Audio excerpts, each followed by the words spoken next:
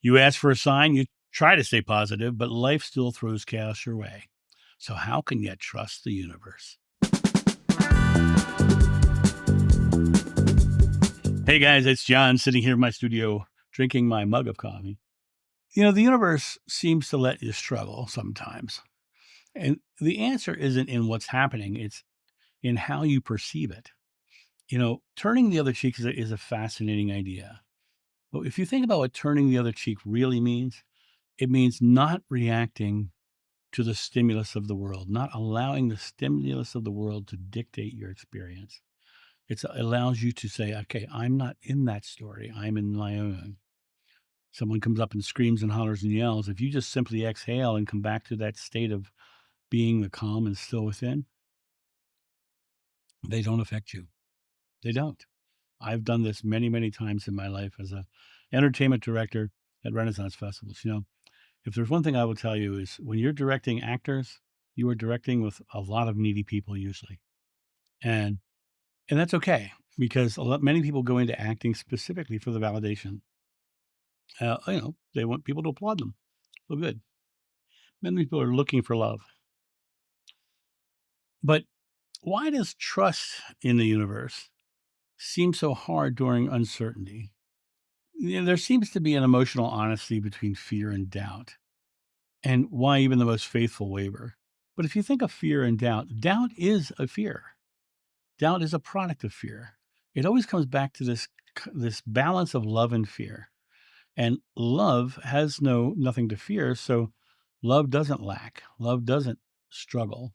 Oftentimes people will use spiritual teachings to bypass real human experience, but real human experience is the product of what you are putting into the world.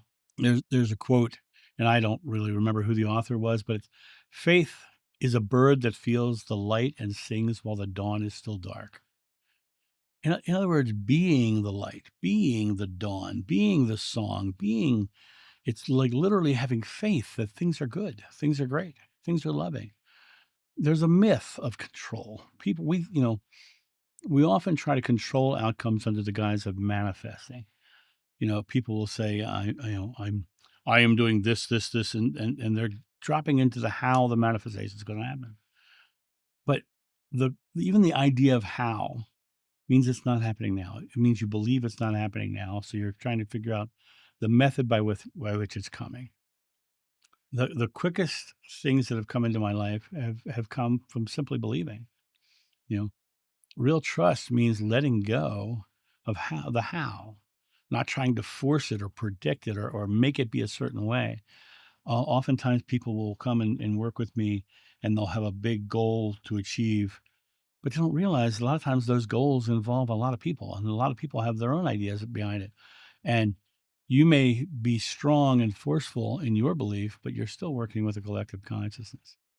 You know, your job is to let go of the limitations, the struggles, the idea that somebody else is going to compete against you, and to literally just be the outcome and let the outcome come as it will. Yeshua said, "Do not worry about your life. Your Father knows what you need." The Father being God, universe, consciousness, not some male patriarchal God, but do not worry about your life because the worry is a fear, and the fear is creating more of that into your life. The universe is delivering what you need, and your need is based upon your belief. If I believe I am seeking, if I believe I am lacking, you know, the universe knows it and gives us the example of it. And now, a quick word from our sponsor. Coffee Time with John.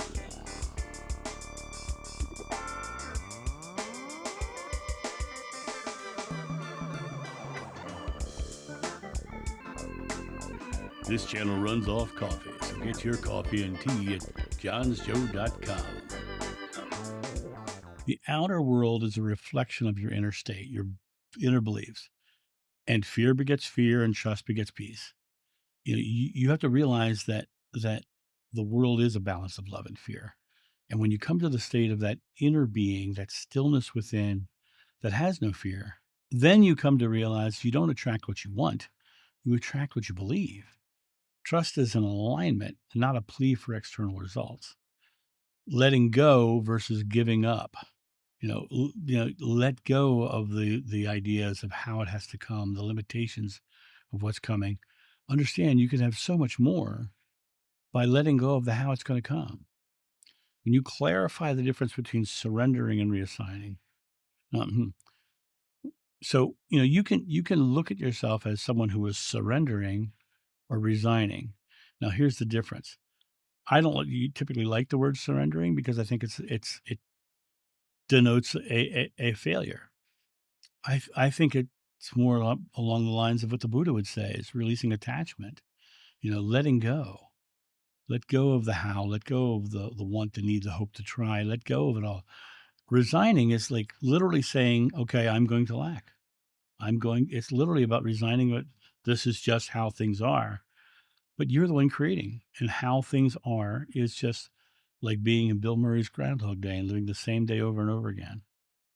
When I sit in love in the morning, I don't go in there thinking I'm lacking. I don't go in there thinking I'm struggling or I'm hoping or wondering. I go in there just to be in the moment, the outcome of a loving person or a loving experience, of being one with love. And when I sit down and I simply exhale and release my fears, I'm coming back to the core essence of who I am. Did you hear what I just said? The core essence of who I am. That I am is the name of God. I am is me. It's my present moment belief. I am. I believe this. And the universe says, okay, that's what you believe. Here's the experience.